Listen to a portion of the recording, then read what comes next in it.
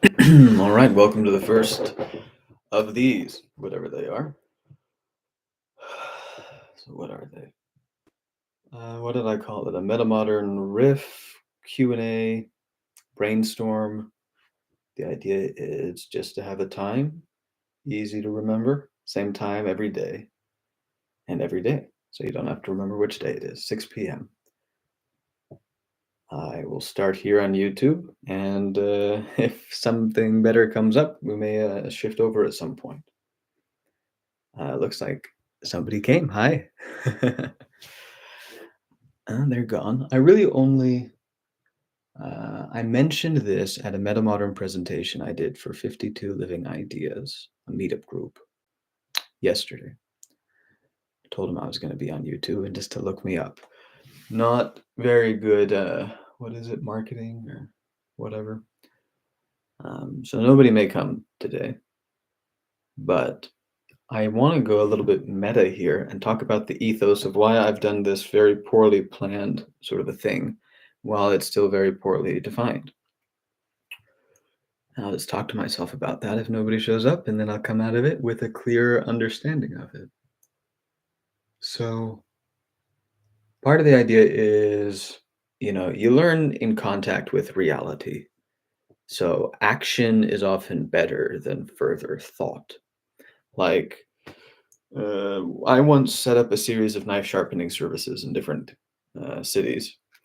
And I remember a really fun night once where I was coming up with all kinds of clever, like, game theoretical systems for like self, how to say it, like self sustaining. I basically wanted my knife sharpeners, to report the money they received and to send it to headquarters, so to speak. And I thought, well, what if some of them are dishonest? How do we make sure that they don't leave things out? And I never got around to implementing any of that before we actually started offering our services.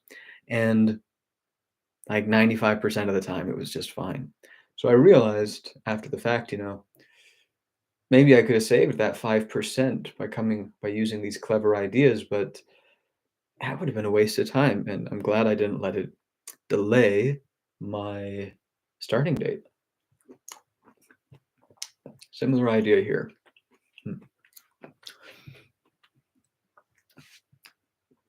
I want a Schelling point. I want a place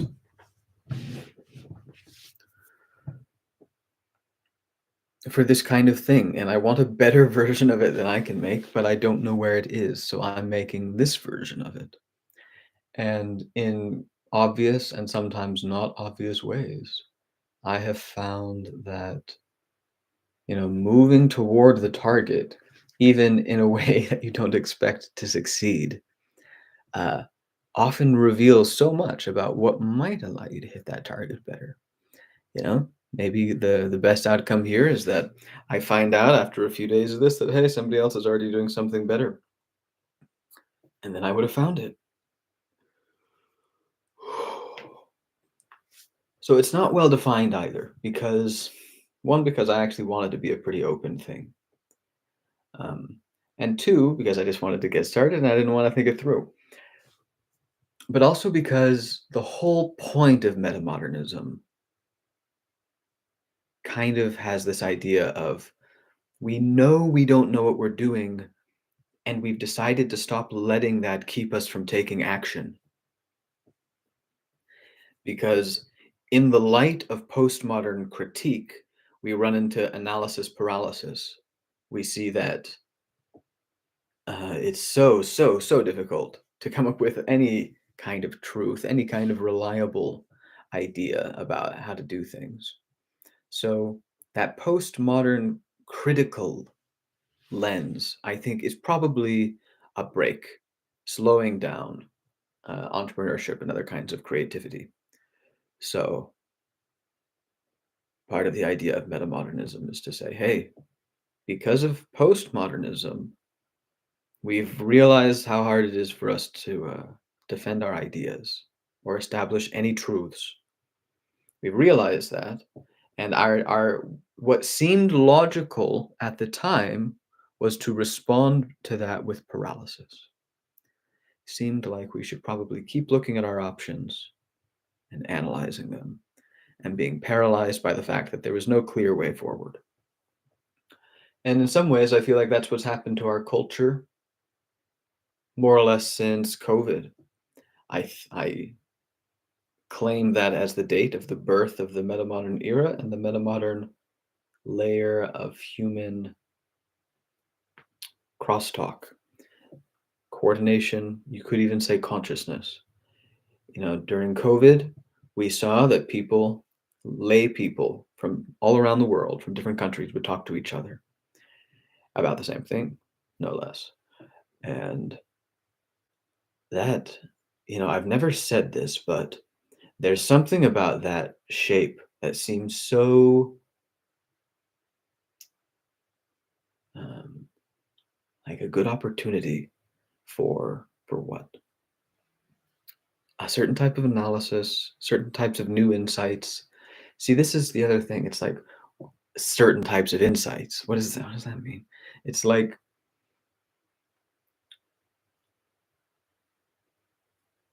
it's the same idea of metamodernism is we don't know where we're going in advance. We just know we're probably going in a good direction.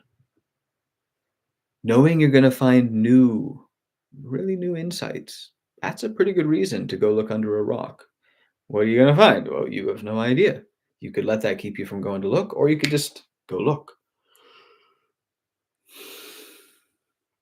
So during COVID, the whole world commented on the same object or hyperobject at the same time.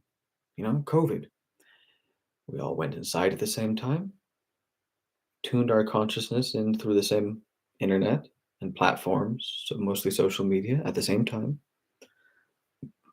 We all tracked not just the same hyperobject, but the same scene by scene progression of that hyperobject. And we all reacted, shared our reactions, and listened to each other's reactions. And it's actually pretty hard to find that many things that the whole world has commented on.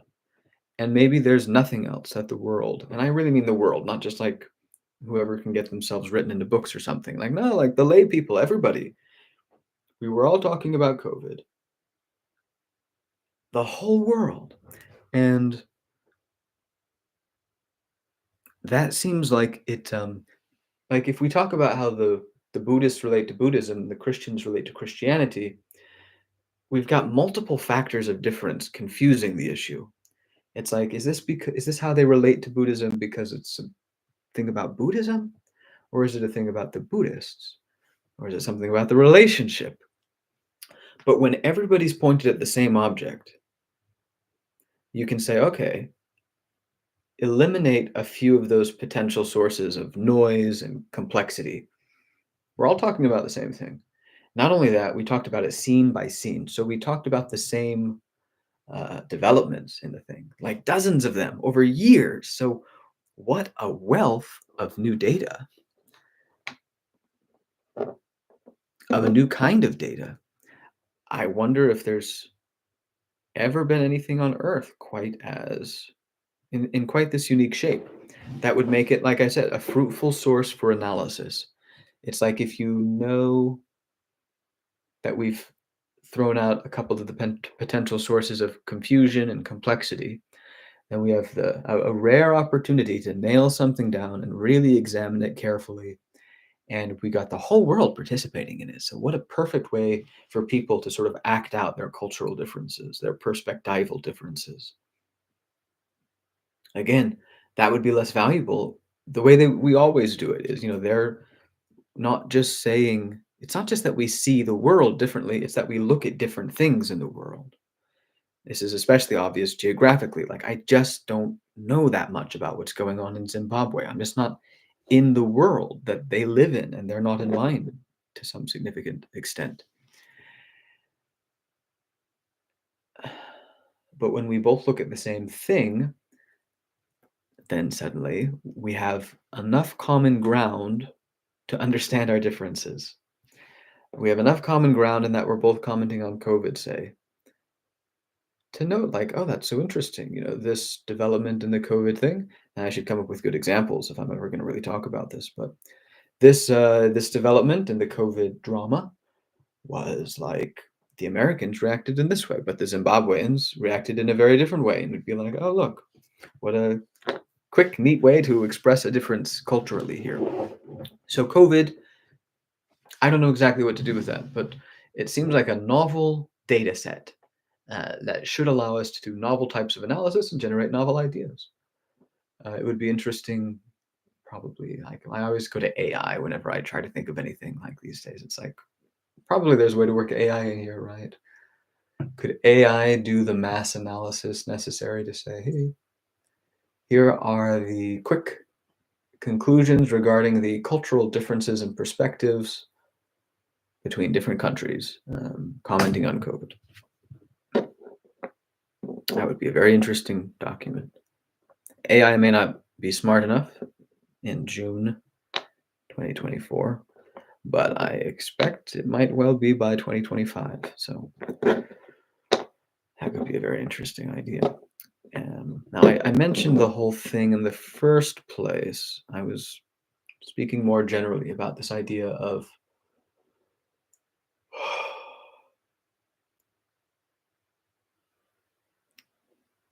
paying less attention to trying to know the answer you're trying to get and more attention to whether or not you're probably moving in a good direction.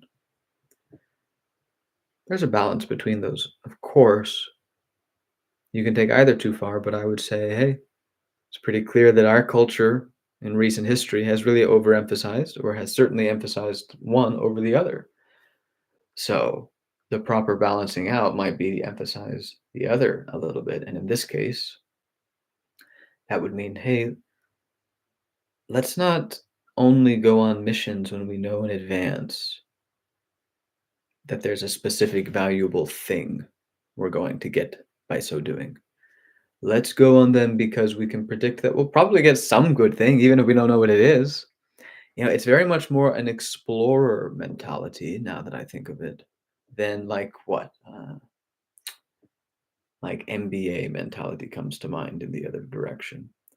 The explorer mentality is, we're going to go explore the vast unknown Amazon or something. And we're like, what are you going to find? And they're like, well, we don't know. We've never been there before, but we're pretty sure it's going to be something. It'll probably be awesome. And it's like, it was. And that was a really good idea. So exploration certainly has its place, but you can shut down exploration if you insist on knowing in advance what are you going to find. If you said, well, what are you going to find gold?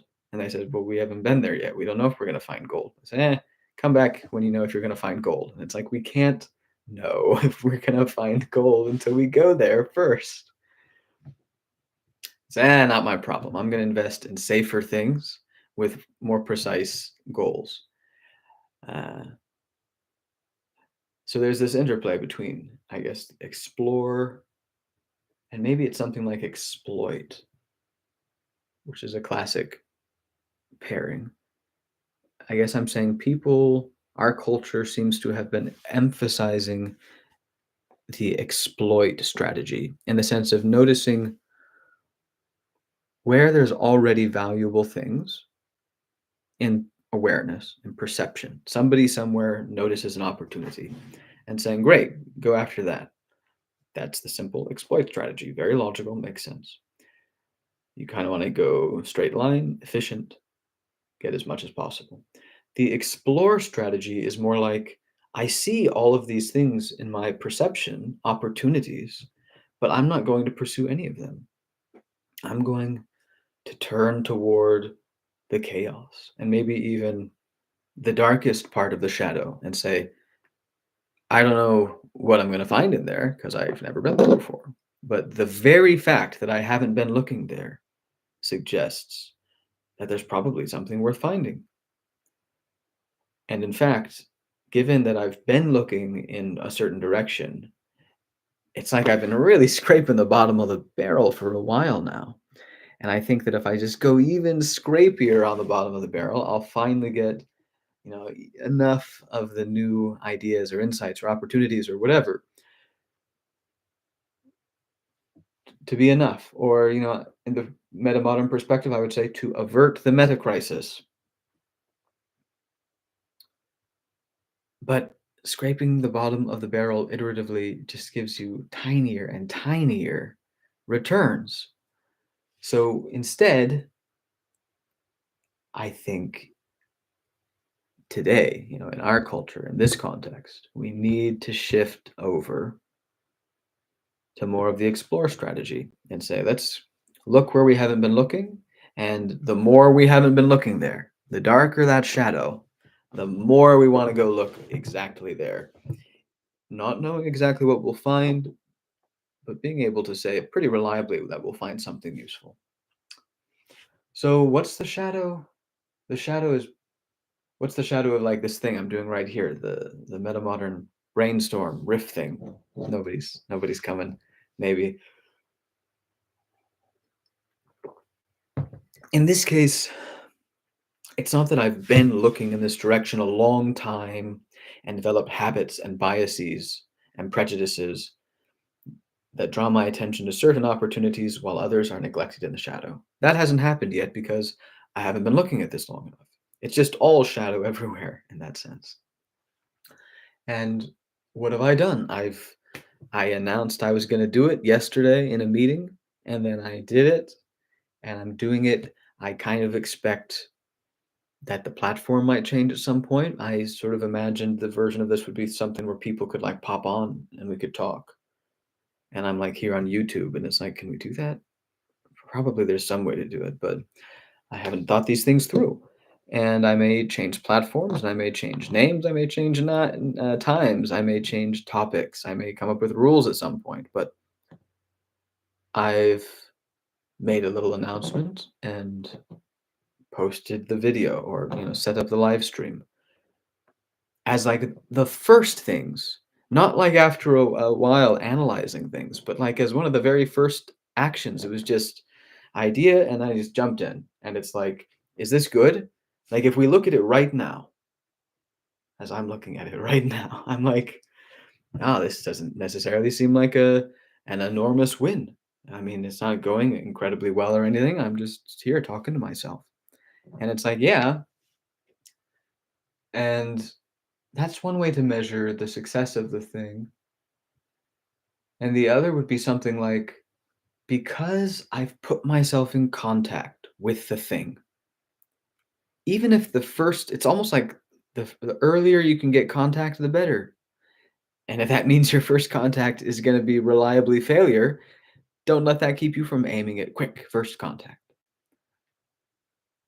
So here I am in contact with this container to be, this thing that's evolving. The announcements I made, mostly the announcements I didn't make because I didn't announce it in any of the other places I could. I thought about it and then I didn't do it.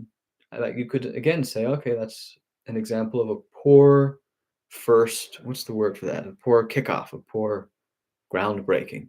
It's like, yeah, but it's a groundbreaking. It happened. If I'd thought about it, it might not have happened. And then you say, okay, well, fine, just be better, do the thinking and the doing. It's like, yeah, that's how competent people get things done.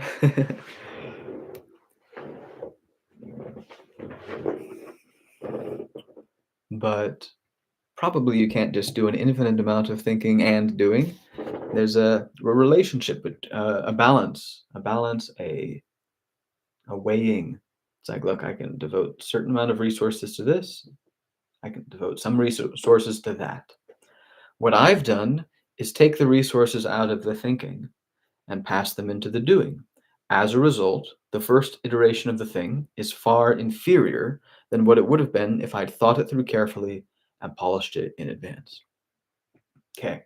I think that's all pretty solid as analysis.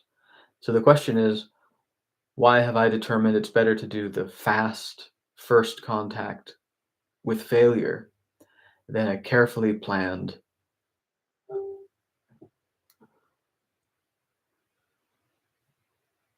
Both strategies are good in their times, but right now I think we've been going so much in one direction, we want to go back a bit in the other.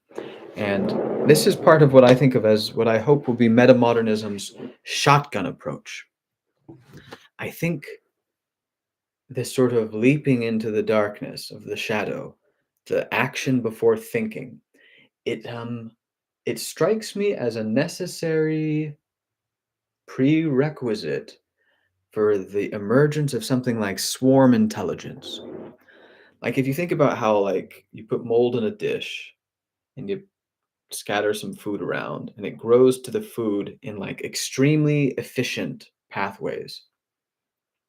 They did this in Japan where they put the food in the geographical like arrangement that corresponded to their country, their geography. And the mold grew between the spots that were like their cities and showed them the best way to build subway systems between their cities that were very efficient. So mold displays this kind of swarm intelligence thing. And Michael Levin, such exciting work. He's on Big Think. He makes this really nice point elegantly too. He says something like, we think that there's two kinds of intelligence. There's like us, where there's an individual here which has the ability to like perceive and reason and think and do things.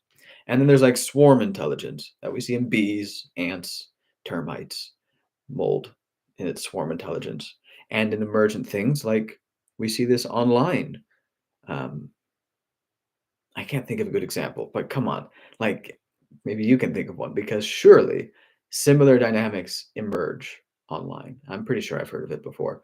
But when every cell in a structure is willing to leap out toward the target and they figure it out along the way, and they're all doing it, and that's essential, right? If one cell went out alone, it would probably just fail. But if they all do it and they all know they're all doing it, then they strike out. They don't know who's going to make first contact. They don't even know where they're going to go yet. They don't know the efficient path to get there.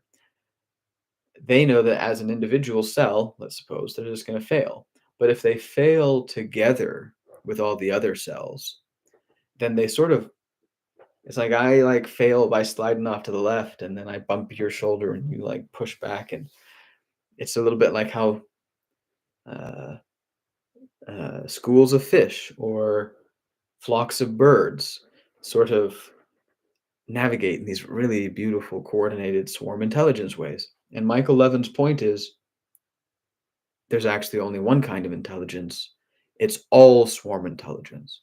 You and me, we are each swarm intelligences, not singular entity intelligences. And our cells, our nervous system, right? He actually emphasizes this very exciting work. Not just the nervous system plays a really important role in how the body is capable of demonstrating intelligence, of processing information and figuring out new things and all of that. The whole body contributes to that process. And what I see in metamodernism is sort of this cultural developmental stage or this species developmental stage. Like I said, it's like we were born as a baby during COVID.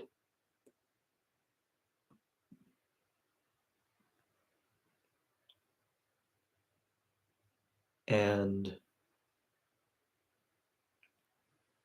it feels like there's a pre swarm intelligence and a post swarm intelligence sort of phase that we're sort of pre that pretty much, but we're starting to get the necessary information exchange, like through social media, on the internet, and the whole world being able to participate, not having to go through proxies or leaders or anything like that.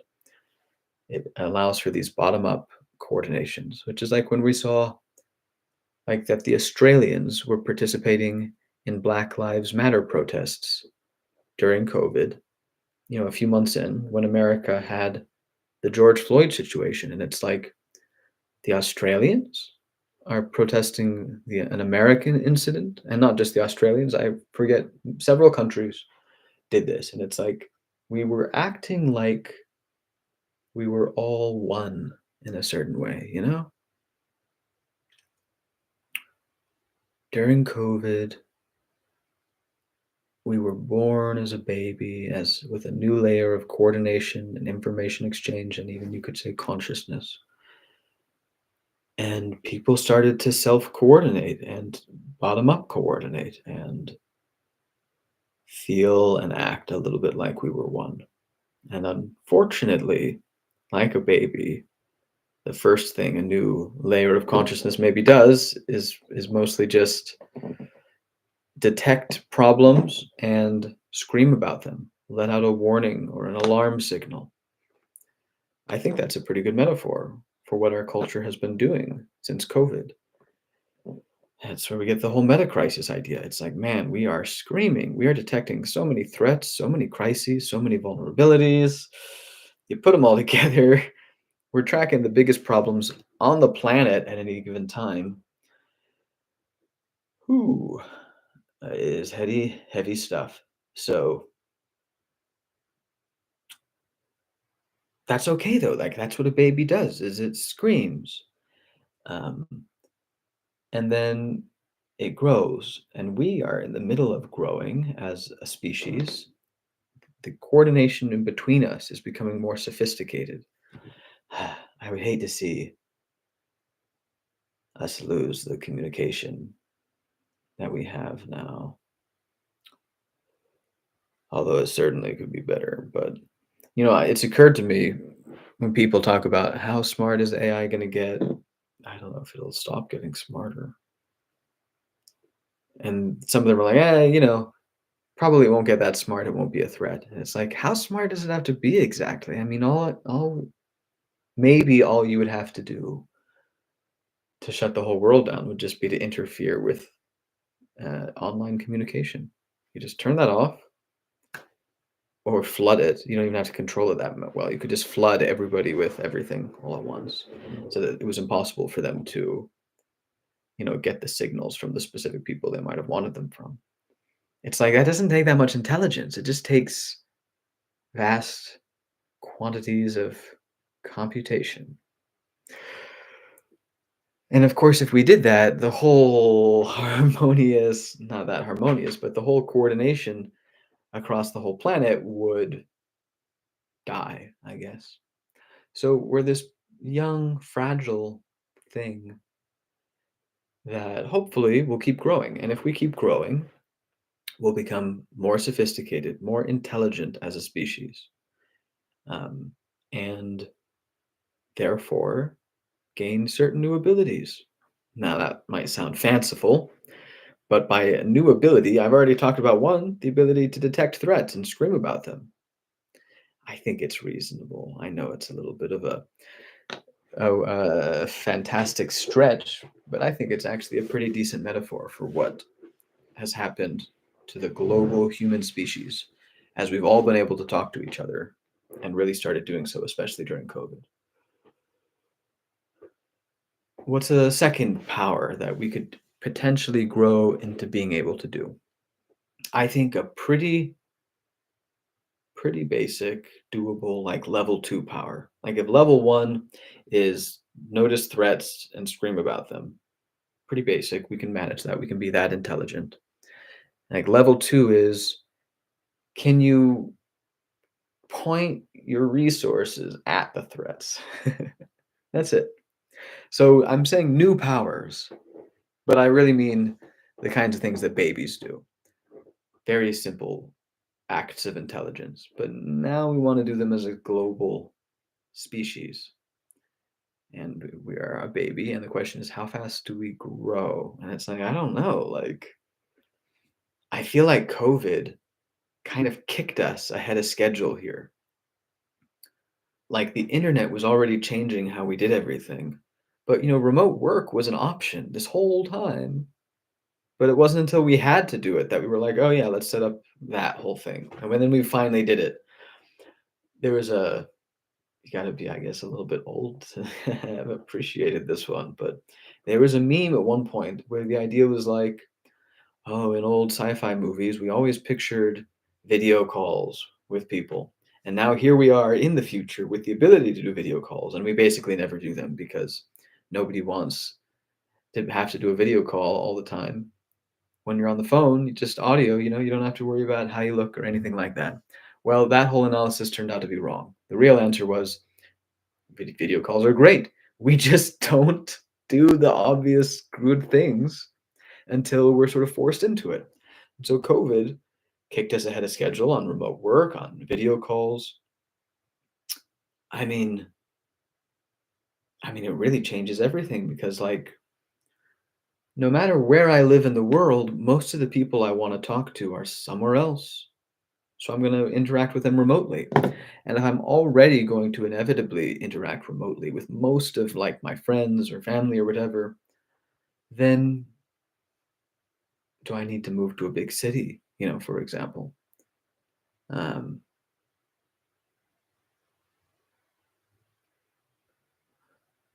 Remote work, video calls, and the whole drawing our attention to one object and having us give takes on it for years in synchrony. What a way to kick us into a certain amount of mutual awareness and birth this sort of premature, maybe that's a thing to think about. Maybe we were sort of born premature, a little extra screaming. But if we keep developing the sophistication of our coordination, now that we have information exchange structures in place, then maybe we could develop the mighty intelligent feat ability of being able not just to detect the threats, not just to scream about them, but to point resources at them. And that doesn't sound that intelligent, but are we doing it as a species? If you made a list of humanity's problems and you made a list of humanity's resources, are humanity's resources pointed at humanity's problems? I would say not remotely. Most people think money, but money is just a tool of, exchange. Ultimately, it's a tool of coordination, frankly. If you just look at the planet, you just look at the people, say, okay, they have money that they use to figure out who does what according to some system that apparently does something. But throw all that aside and just look at the people and be like, here they are. What do they have? They have brain power. They've got their bodies. They can walk around and do things. They've made these amazing machines and now they've made AI. And so these are really humanity's resources. And yes, sort of money too. Are those things going to humanity's problems? Not yet, because we're not that smart as a species, as a unit, as a whole. And so part of the Metamodern project is to say, hey, we're right on the cusp of the emerging swarm intelligent dynamics that are so powerful. Um, but we're not used to the sort of new state of affairs. It's like those the mold spore cells or whatever. We're not sure if we strike out toward the target that our neighbors are going to be doing the same thing. And so when I fail and fall to the side, I'm not going to get propped back up. I'm just going to fall and die. So in order to kick off the swarm intelligence dynamics of, I would say, the metamodern era, we need to start spreading shared narratives or something, memes in common. It sounds so impotent, really. Well, we're gonna share some memes. That's gonna change the world. Memes. I mean, memes are just ideas. So it would be a little bit like saying, what the idea is gonna some theory about a constitutional republic. What's that gonna do? It's actually it did a lot. I don't think America gets enough credit for that. They make this constitutional republic, then the whole world copies it. They're like, oh, yep, best thing so far. Constitutional republic. Ideas can do a lot. In this case, the ideas we need are memes, shared narrative, right? It's like,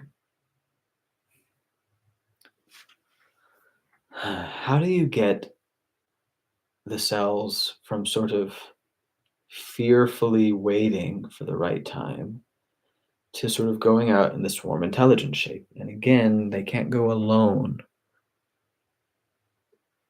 So you have to sort of, it reminds me of the faith as a mustard seed idea. It like starts very small, grows out into this bush.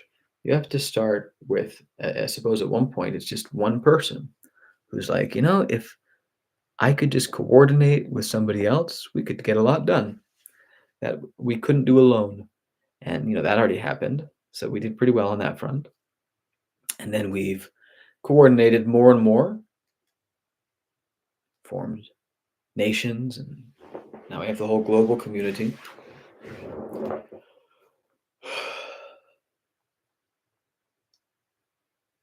And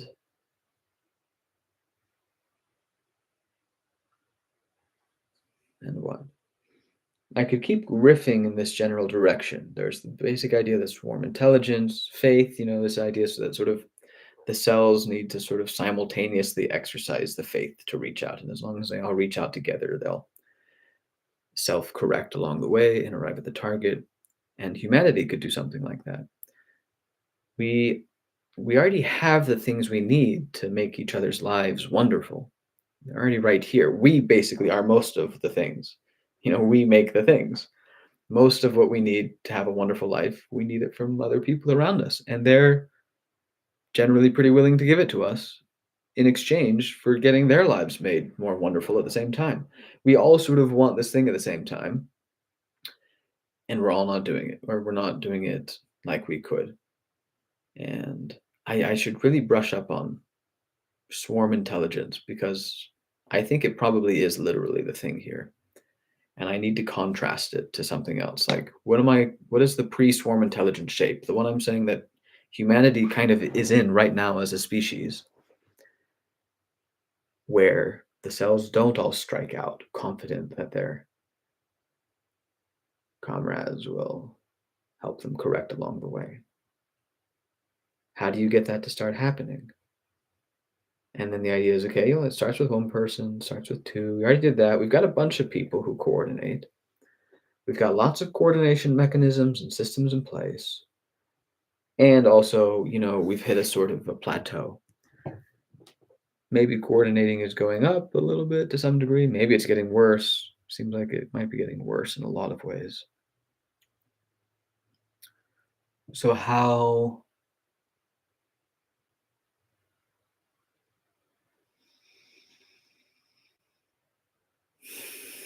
do you get everyone to be like, oh, if I just reach out, and I guess the answer would be like something like in good faith to make other people's lives better, and they are reaching out to do the same thing in a mutually beneficial exchange where we just make each other's lives better however we can. And if we all just do that, we'll all rapidly make our way to wherever the opportunities are sitting around us that we don't know how to find or recognize or capitalize on them. But if we could display this sort of swarm intelligence ability, we'd sort of rapidly find our way to these things and we devote our resources to them. And, you know, there's this idea called the hedonic treadmill. You know, however good your life is, you might be about 5 out of 10 happiness. Your life gets way better, you feel amazing, and then before too long, you're right back at 5 again. And you're like, no, I need more to get up again. And it's like, no matter how much you get, you mostly come back to a certain baseline. It's a treadmill. You don't really get anywhere. It doesn't work.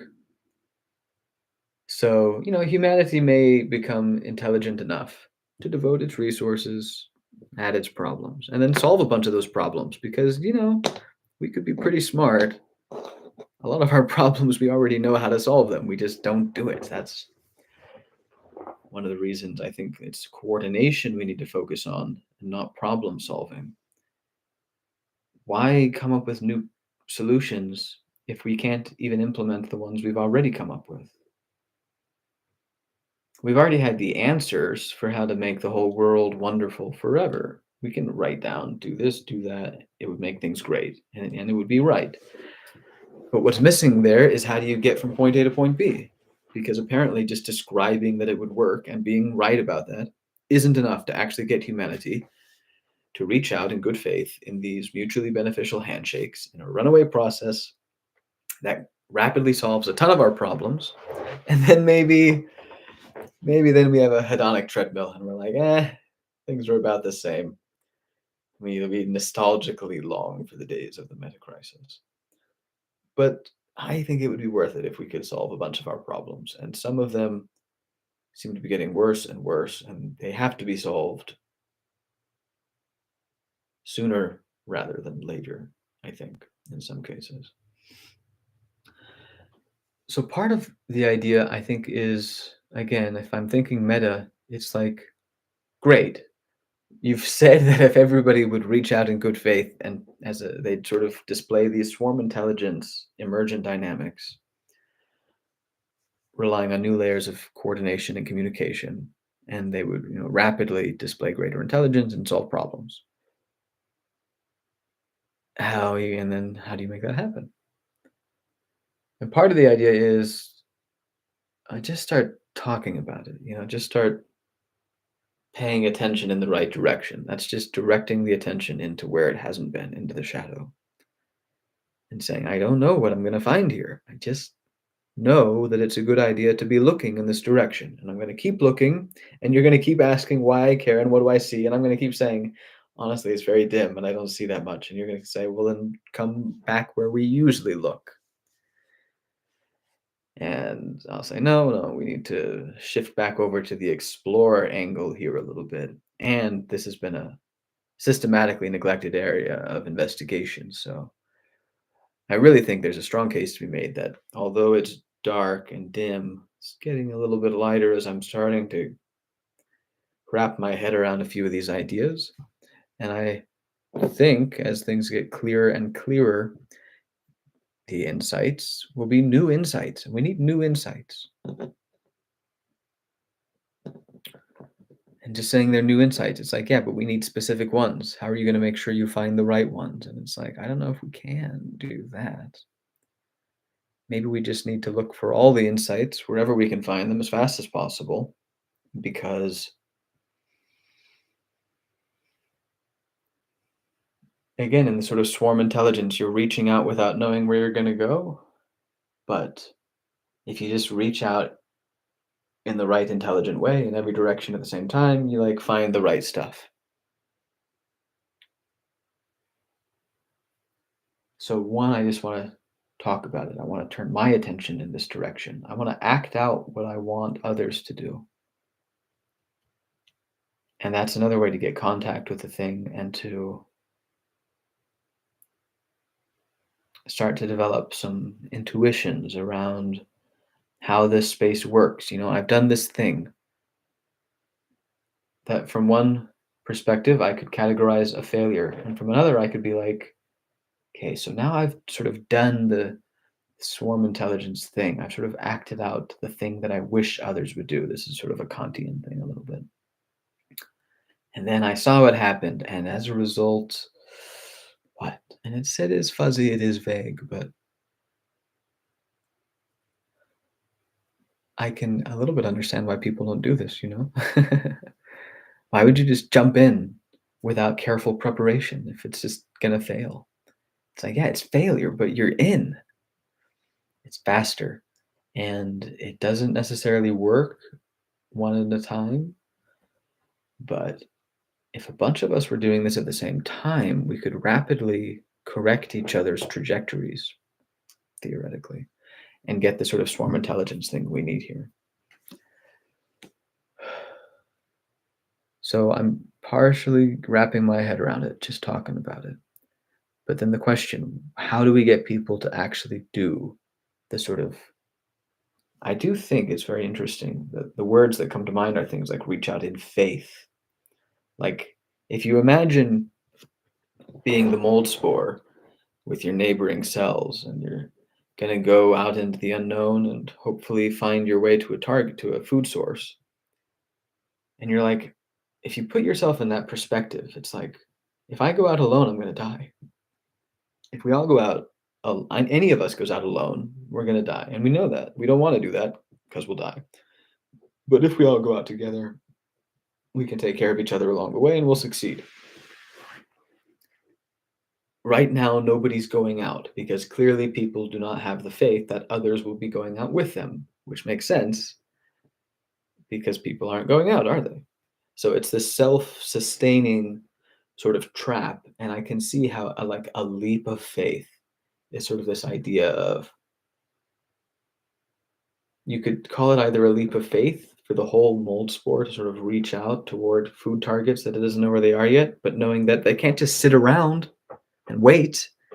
It's got to go looking. And you say, well, how do you know it's in this way? It's like, I don't. It's like, well, then why are you going that way? Stop. And it's like, no, you're going to look in every direction. Shotgun approach. And it works for the swarm intelligence of mold spores anyway. And so the idea is if we were in that mold spore type situation, we're like, how do we cross this barrier from everybody correctly assuming that if they go out, they're probably going to go out alone and then die. And so they're not going to do it, but then nobody does it. And so then it just never happens. And then somehow you transition over to a bunch going out at the same time, enough that they can support each other and it works. And then finally others can have the faith to do the same. And the whole thing can go out and you do the swarm intelligence dynamics and it's very efficient and wonderful. Cool. Leap of faith. And this gap I'm describing, I'm reminded of that picture Michelangelo drew of God's finger reaching down. You know, he's stretching out, trying to reach to the finger of Adam, Adam's finger reaching back up. And then there's that gap between God and man that, in the Christian paradigm, the claim would be that Christ fills in that little gap between that impossible gap. And, so if we think about the swarm intelligence spores again, it's like, how do we cross this gap or this line to everybody suddenly acting out in this sort of spirit of faith and mutual benefit?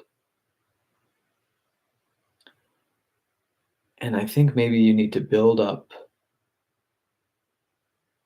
infrastructure of the mind before you get the enactment of the spirit of the thing. Maybe that's the right way to think about it. It's like if, as a just basic starter, everybody knew this. Everybody knew that they could have it better if we could just coordinate. Does everybody already kind of know that? Maybe on some level. But it's more specific than that. It's this understanding that there's a before and after point here. That we're at the before point. We haven't figured out how to coordinate. We want to get to the after point. The reason we haven't done that is because of the self-sustaining faithlessness cycle. And we want to somehow get past that so that people can trust each other to go together toward the good, the common good, in a swarm intelligence type of efficiency. And we're trying to figure out how to get to the leap of faith that would work here. How do we get people to do that? And partially, step one is, well, help everybody understand this issue. This is where we are. That's what we're trying to get to. If we could get to it, it would really help us solve a lot of our problems. We could live much more wonderful lives together. And you just say, can we all just have that common problem in mind? And you might say, what's the big deal? And also people kind of already know this. And it's like, look, when people are paying attention to the many crises that make up the meta crisis, it's the climate or it's the politics or the economy or the wars or potential pandemics or AI or civilizational collapse or energy or infrastructure crumbling and all of these things, crime, etc., drugs. It doesn't work. We walk around thinking about those things. What are we supposed to do about it? Part of the problem is it's hard to coordinate. If we would all think about, drugs at the same time together, maybe we could come up with something and get some political will behind an initiative to change things. Instead, our will is all scattered among the many, many crises. And I don't see the crises are sort of competing for the spotlight. They're like, if you don't solve me, the world will be in what's a good analogy here? If you don't solve my problem, we'll march halfway to hell. And then the other one's like, well, if you don't solve my problem, we'll march three-quarters of the way to hell. And there's like, oh, now I can't decide. And then they start arguing about, who has a more pressing need for humanity's resources. And we're like, yeah, we're not very good at spending those resources. So we better be really tight fisted here and make sure we give them to the right crisis in the right order. Um, and that all makes sense within the paradigm of highly limited coordination that has to be spent thriftily. But it is also, this whole dynamic is part of why coordination is so spare. It's precisely because we're paying attention to these warring arguments about which dystopia is the worst dystopia, the most urgent one that needs to be averted. And we're all sort of scattered in our attention.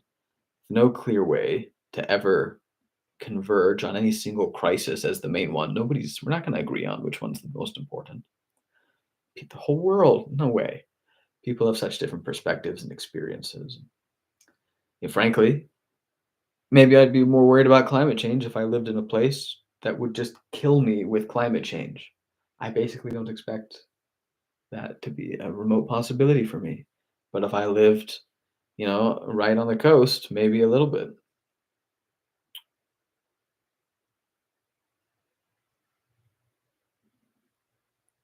So the idea is, if we understand the hopelessness of the state of affairs where we just keep cycling through the arguments about which crisis is the worst one and how are we going to spend our meager savings of human coordination and political will and goodwill,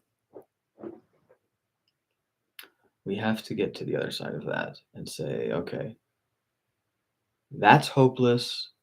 Just compress the whole picture down to the meta crisis. Don't need to pay attention to most of the news and stuff. Like, that strategy just doesn't work. Instead, we say, look, you know what we all have in common is that if we don't learn to coordinate, we'll keep generating crises faster than we solve them. And that can't go on forever. If the crises keep building up, we will eventually just ruin everything for ourselves. So, what we have in common is the need to solve the coordination problem. What we have in common is the need to break out of this self sustaining equilibrium and shift over to the swarm intelligence that we've just barely begun to display a little of as the little sort of metamodern baby.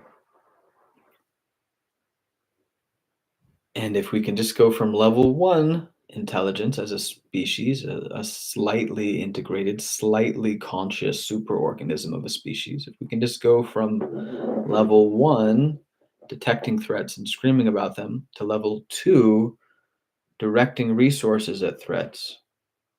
Again, I'm trying not to be too ambitious because who knows how the evolution of superorganisms functions and all of that. But I think it is reasonable to aim at just being able to direct our resources at our problems. Babies can do that. Maybe we can figure it out before too long. We start sharing some of the same perspective. This theory allows us to notice the potentially infinite sort of black hole spiral of letting all the crises argue forever about which one will take us to the worst hell if we don't solve it. We can notice that that is actually keeping us from solving our problems because it doesn't allow us to coordinate. We get to the next stage which again has this faith sort of aspect. It has this blindness. It's like, great, we've realized we need to act before knowing how to act, that we need to become comfortable with that, especially because we're going to lose our ability to figure out what's going on in the world with the degradation of journalism and the post-truth society and all these ideas. It's like, look, I think we need to figure out how we're going to live in a world where we don't know the truth in that sense, especially with AI coming at some point pretty soon. It'll be completely impossible to tell AI apart from real things, and we'll just freak out about that for a while, and then someday we'll get over it, and we'll just somehow be like, somehow we continue on. We figured out how to adapt. And it's like, okay, can we figure that out in advance though? One, because we already know it's coming. Two, because the whole part where we freak out isn't necessarily trivial. And three, because if that's just one thing the AI can do to vastly change how we have to relate to our world, it's going to make many other changes. This is the whole idea of the singularity, right? That it's the point at which you can't predict what's going to happen. And it's like, okay, then what? How do you live with that? And you say, if you can't predict what's going to happen, if it's so smart that you don't know it's true anymore, part of the idea is to throw up your hands and say, well, apparently all is lost. It's like, okay, fine. Now imagine we got over that. How do we come to grips with this? And maybe the horrible answer is something like, well, basically, you can't do anything about it. All you can do is try to be a Buddha and be okay with a vastly worse world. But it hasn't happened yet.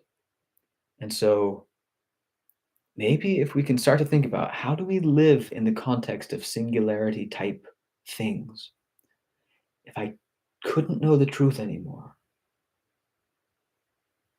I have no idea what to do about that. And it's like, fine, but think about it anyway until some of the first dim shapes start to come into visibility.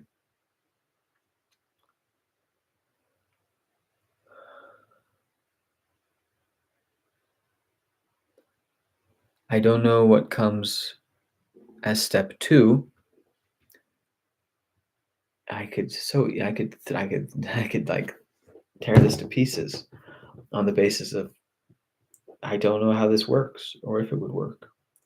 But I'm pretty sure as a good step one is establishing some kind of no, that's not quite right. Judging narratives by whether they allow us to coordinate or not is one simple, powerful idea.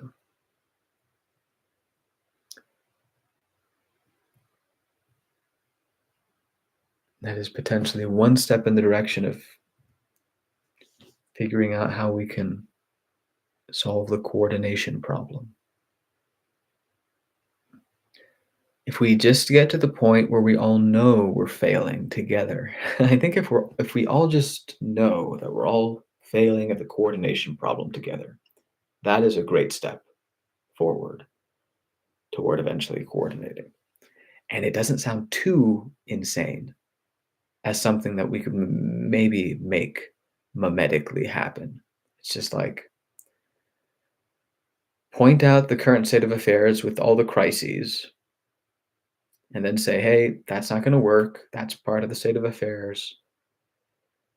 Can we all notice together that we're all failing to use a good shared narrative to coordinate? And if we did, we could solve not just a couple of our problems with our meager coordination resources. No, we would be wealthy and ample, and we would be able to coordinate to solve many of our problems. And so, part of the because some people will say, I said we need a shared vision that allows us to coordinate. Some people will say we need a shared positive vision. I hope it's positive. And it would be, I think, I sometimes think, If we learn to coordinate better as a species, we don't just get a return to normalcy. With the right coordination, we could make the best lives for each other ever made so far. We have so many resources, we've got new technology, we've got each other. If we were coordinating, we have the ability to make such good lives for each other. So that's the hour. I'm gonna wrap up. Nobody came. So what does that mean? Mean I may, actually advertise it in a number of places. Um, I'll probably go from there because this is a very interesting project, the 6 p.m. riffing, but I don't want to put that much thought into it either. I want to think about other things. So I'll probably just think about announcing it a little bit more, see if anybody shows up tomorrow. And if nobody does, I'll riff again. I did get some interesting thoughts out of this one, and a new emphasis on swarm intelligence and a little bit about thinking about the whole container of the brainstorm thing too. So I'll leave it there. I'll leave it there and I'll come back tomorrow.